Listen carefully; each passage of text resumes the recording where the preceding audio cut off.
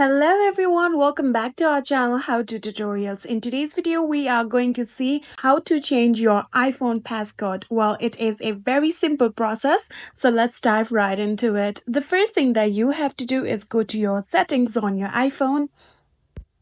So after opening your settings app, what you're going to do is scroll all the way down until you see the option of Face ID and passcode. Tap on it. And then here you can see the requirement of your current passcode is necessary. So type down your current passcode of your phone. So after typing down your passcode, here you can see you are in the Face ID and passcode.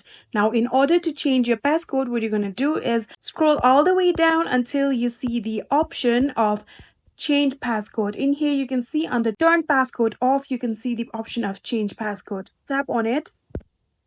And then again, you have to enter your current passcode. So now you can enter your new passcode in here. So to verify, write down your new password one more time.